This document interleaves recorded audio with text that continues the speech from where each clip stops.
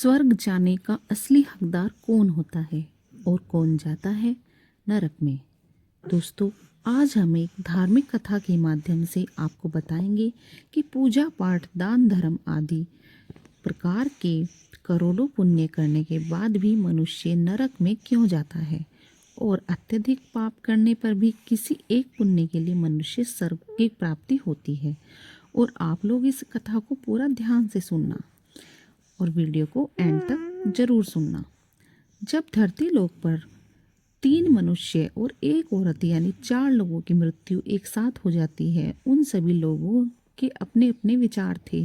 साथ ही वह सभी लोग अलग अलग प्रदेश के थे, परंतु संयोग बस उन चारों का अंत एक ही समय पर हो गया, जिसके कारण यमराज जी ने उन चारों को लेने के लिए ठीक उसी समय पर आते हैं, जिसमें मरने वालों में से एक व्यक्ति तो मध्य प्रदेश का राजा था, दूसरे व्यक्ति एक पूजा पाठ करने वाला पंडित था और तीसरा व्यक्ति एक धनी व्यापारी और चौथा एक गरीब औरत थी, जो दिन भर मेहनत करके अपने परिवार का पालन पोषण करती थी।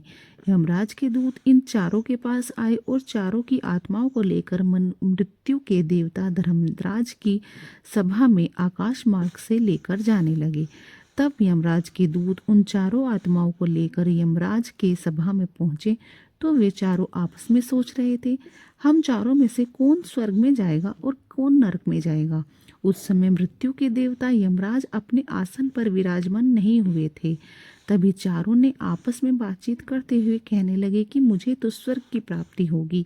फिर सबसे पहले राजा ने कहने लगा, मुझे यमराज जी तो पक्का स्वर्ग में ही भेजेंगे, क्योंकि मैंने सभी की बहुत सहायता की है।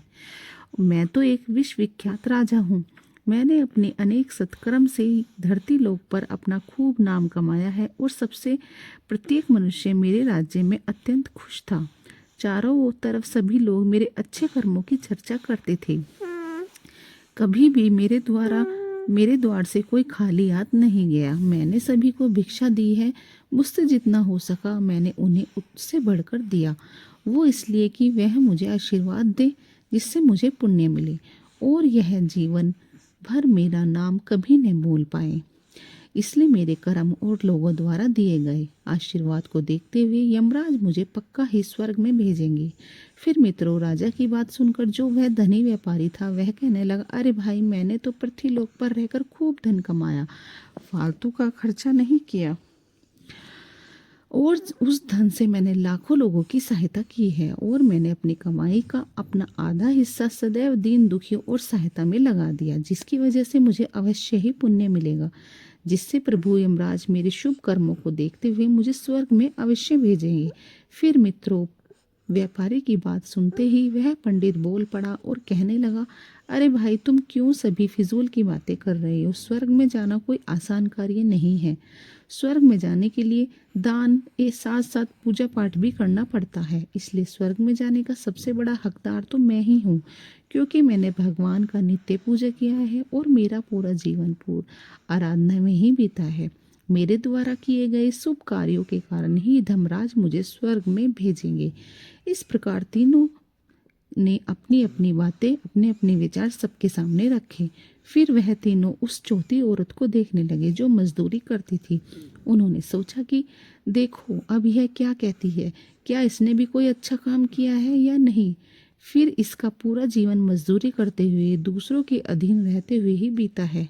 वह औरत उन सब की बातों को चुपचाप नीचे सर झुकाए खड़ी सुनती रही, परंतु वे तीनों अपनी ही प्रशंसा के बड़े गर्व के साथ करने में जुटे हुए थे। तभी यमराज ने अपने सारथी भैंसे पर बैठकर अपने साथी चित्रगुप्त के साथ दरबार में उपस्थित होते हैं। फिर यमराज जी अपनी सवारी से उतरते हैं और अपने सोने के आसन पर विराजमान होते हैं और चित्रगुप्त से उन चारों के पाप और पुण्य को देखने के लिए कहते हैं। फिर चित्रगुप्त ने सबसे पहले मध्य देश के राजा को अपने पास बुलाया और उससे कहने लगे कि तुम तो धरती पर बड़े ही विख्यात राजा थे। तुमने अपने जीवन में कौन कौन से कर्म किए हैं तथा अपने जितने लोगों को दिल दुखाया है, जितने लोगों का भला किया है, मैं अपनी पुस्तक में देखकर यह फैसला करूंगा कि आप स्वर्ग में जाने योग्य हैं या फिर नरक में जाने योग्य हैं। तब वह राजा बड़े गर्व के साथ अपने कर्मों को बताते हुए कहता है, हे चित्रगुप्त, मैं मध्य देश जैसे बड़े राज्य का स्वामी था। मेरा राज्य बड़ा ही समृद्ध और खुशहाल था। मेरे राज्य में मेरी वजह से दीनहीन, गरीब, दुखिया बहुत ही लोग कम थे। सब मेरी छत्र छाया में रहते हुए बड़े आनंद के साथ जीवन यापन करते थे। मैंने अपने राज्य के प्रत्येक लोग को भूखे को भोजन दिया तथा लाखों लोगों का धन उन्हें रोज दान में दिया, जिसकी वजह से मेरी प्रजा मुझसे बहुत प्रसन्न रहती थी। मैंने अपने जीवन में यही अच्छे कर्म किए हैं। और फिर राजा के इतने कहते ही चित्रगुप्त ने अपनी पुस्तक उठाई और उसमें देखने लगे। उसके बाद पुस्तक में देखकर चित्रगुप्त जी ने राजा को बताया कि ये जो तुम कह रहे हो वह सत्य है। तुमने अपनी प्रजा को बहुत सुख और दान दिया है, परंतु इसके साथ साथ तुमने एक बहुत बड़ा अपराध भी किया है। तुमने अपने राज्य की सीमा को फैलाने के लिए जितने युद्ध लड़े हैं, उन युद्धों में हजारों की संख्या में सैनिकों ने अपनी जान गंवाई है, जिससे उन सबकी मृत्यु का कारण तुम ही बने हो। उन मरे हुए मनुष्य की पत्नियों की हाय तुमको लगी है, जिसके कारण परिवारों के बच्चों को अनाथ करने वाले तुम ही हो। उनकी स्त्रियों को विधवा बनाने वाले तुम ही हो। उनकी माँ की गोद को सोना करने वाले तुम ही हो। राजन, तुमने अपने ही सैनिकों के हजारों परिवारों को हमेशा दुख दिया है। युद्ध लड़कर राज्य बढ़ाने से अच्छा था कि तुम अपने पड़ोसी राज्य से मित्रता करके उनके साथ व्यापार बढ़ाते, जिससे आपका राज्य भी बढ़ता और साथ भी आपकी समृद्धि भी बढ़ती। तुमने अपनी प्रजा को सुखी और सैनिकों को दुख पहुंचाया है, इसलिए तुम स्वर्ग जाने के हकदार नहीं हो। जब चित्रगुप्त ने यह बात बताई तो इस बात को सुनकर राजा बहुत नाराज होकर चुपचाप पीछे खड़ा हो गया। उसके बाद चित्रगुप्त जी ने पंडित जी को आगे बुलाया और उनसे कहने लगे, तुम अपने जीवन में कौन कौन से अच्छे कर्म किए हो। तब उस पंडित ने कहा, हे भगवान, मेरा पुण्य यह है कि मैंने लाखों शिष्यों को ज्ञान दिया है, हजारों यज्ञों के अनुष्ठान को कराया है, लाखों मनुष्य के घरों में पूजा पाठ कराया है। मैंने अपना दिन रात ईश्वर की आराधना में समर्पित कर दिया था। मैं अपनी बुद्धि के चलते हजारों कन्याओं का विवाह कराया है, लाखों लोगों की आत्माओं को शांति के लिए पिंडदान श्राद्ध कराया है और मैंने अनगिनत लोगों की मार्गदर्शन किया है। फिर पंडित कहता है, इससे ज़्यादा शुभ कर्म और कौन सा हो सकता है। इसके तुरंत बाद चित्रगुप्त ने अपनी पुस्तक देखकर उस पंडित से कहा, हे पंडित जी, आपका कथन सत्य है। आपने वास्तव में हजारों लोगों को ज्ञान दिया है, लेकिन आपसे एक बहुत बड़ी गलती हुई है, जो आपने स्वयं कभी उस ज्ञान पर अमल नहीं किया। आपने सैकड़ों यज्ञ पूजा अनुष्ठान किए, परंतु आपने उन सबको कभी निस्वार्थ भाव से नहीं किया। तुम हमेशा धन के लालची रहे हो, इसलिए तुम स्वर्ग जाने के योग्य नहीं हो। फिर पंडित भी उदास होकर पीछे हट गए। उसके बाद चंद्रगुप्त ने उस धनी व्यापारी को बुलाया और उससे कहा, आपने धरती पर कौन से अच्छे कर्म किए हैं।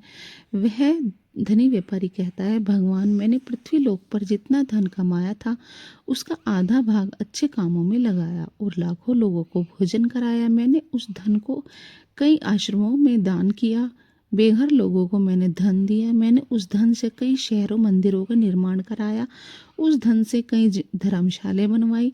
और फिर वही धनी आगे कहता है कि यही मेरे जीवन के अच्छे कर्म है। तब व्यापारी की बात सुनने के बाद चित्रगुप्त ने अपनी पुस्तक खोली, जिसमें देखने के बाद चित्रगुप्त ने अपनी धनी आदमी से कहा, देखो, तुमने जो कहा है वह सत्य है, परंतु तुमने धरती पर जो दान धर्म किया है उससे तुम्हारे पुण्य नहीं बढ़े, परंतु तुम्हारा पाप बढ़े हैं।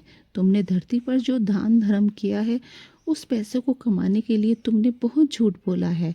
तुमने हद से ज़्यादा ठगी की है। तुमने कई चीज़ों में मिलावट करके बेचा है, नकली वस्तुओं को असली के दाम में बेचा है। कितने व्यापारी का तुमने धंधा चौपट कराकर उनको रास्ते से हटाया है। तुम्हारे इस अनजाने में कितने लोग मारे गए, न जाने कितनों की तुम्हारी वजह से आत्महत्या कर ली। कितनों की मेहनत का पैसा तुम्हारे पास चला आया। उन सभी लोगों की बददुआएं तुमको लगी है। तुम्हारे जो पुण्य कर्म थे सभी पाप कर्म में परिवर्तित हो गए और शून्य हो गए, जिससे तुम्हारा कोई पुण्य कर्म न होने के कारण तुम स्वर्ग में जाने के योग्य नहीं हो। फिर चित्रगुप्त की बात सुनकर वह धनी व्यापारी उदास मन होकर पीछे खड़ा हो गया। उसके बाद बची अकेली वह औरत जो मजदूरी करके अपना पेट पालती थी। वह यह सब अब देखकर हैरान थी और अपने मन में सोचने लगी कि जब वह इतना महान जिनको वह इतना महान समझ रही थी, उनमें से कोई भी स्वर्ग के योग्य नहीं है, तो मैं स्वर्ग कैसे जा सकती हूँ। मुझे तो स्वर्ग की कल्पना भी नहीं करनी चाहिए, क्योंकि ना तो मैंने पूजा पाठ किया है, ना ही दान धर्म। इसका मतलब तो मैंने कोई शुभ कार्य भी नहीं किया है।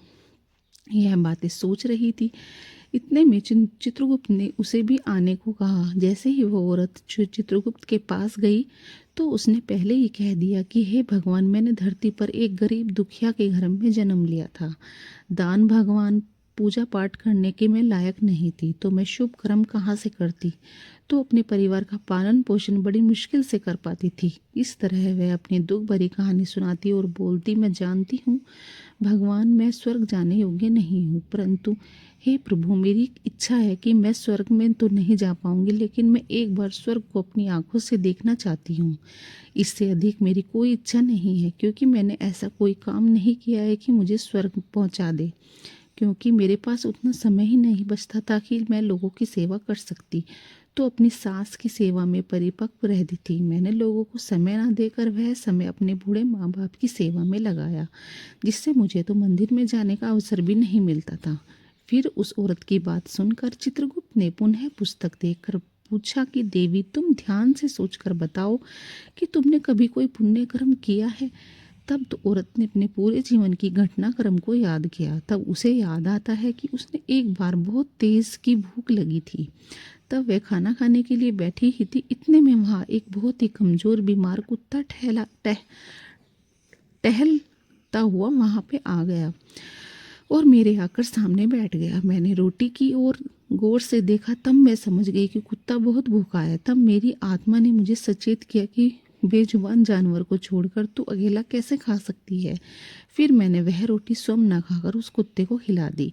उस दिन मैंने पूरे दिन भूखे पेट रहकर काम किया। उस औरत की जब यह बात यमराज और चित्रगुप्त ने सुनी तो यमराज मुस्कुराए और स्वयं यमराज जी ने उसका हाथ पकड़कर बड़े सम्मान के साथ उस औरत को स्वर्ग में ले गए। और यमराज जी बोले, आप ही स्वर्ग में रहने के अधिकारी हो। प्रत्येक जीव पर दया दिखाना ही सबसे बड़ा पुण्य कर्म है। मनुष्य जो भी कर्म निस्वार्थ भाव से करता है, वास्तव में उसको ही सबसे बड़ा पुण्य मिलता है।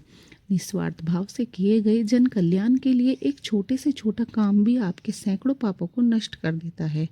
इसलिए ध्यान रहे, जीवन में अच्छे कर्म अच्छी भावना के साथ करना चाहिए। ऐसा नहीं होना चाहिए कि आपने किसी से धन छीनकर या चुराकर अच्छे काम में लगा दिया हो। वह धन आपको कभी स्वर्ग नहीं ले जाएगा। ऐसा काम करने पर आप अवश्य ही नरक के भागीदार बनेंगे। इसके बाद चित्रगुप्त पंडित राजा और धनी व्यापारी को नरक में डलवा देते हैं। फिर वही उस स्त्री को स्वर्ग की प्राप्ति होती है। तो दोस्तों, स्वर्ग और नरक की प्राप्ति हमारे कर्म पर निर्भर करती है। नेक कर्म, अच्छे कर्म से व्यक्ति को स्वर्ग नसीब होता है और बुरे कर्म से का नतीजा नरक लोक होता है। किंतु लोगों का मानना है कि स्वर्ग और नरक दोनों धरती पर हैं। जो व्यक्ति धन धान्य से संपन्न है, खुशी से अपना जीवन व्यतीत कर रहा है, उसे स्वर्ग की अनुभूति धरती पर ही हो रही है। इसके विपरीत जो लोग पाप करते हैं और धरती पर पीड़ादायक कष्ट भोगते हैं, वही इनके लिए नरक होते हैं। तो दोस्तों, मैं आशा करती हूँ कि आपको यह कथा पसंद आई होगी, और यदि यह चैनल आपको थोड़ा सा भी अच्छा लगता हो तो मुझे कमेंट करके ज़रूर बताना। और कमेंट में जय श्री राम, जय श्री कृष्ण या हर हर महादेव, आप जिस भी भगवान को ज़्यादा मानते हैं उसके लिए एक लाइक करना और कमेंट में कुछ भी लिख कर जाना। तो मिलते हैं इसी तरह की नेक्स्ट कथा के साथ। बोलो जय श्री राम, हर हर महादेव।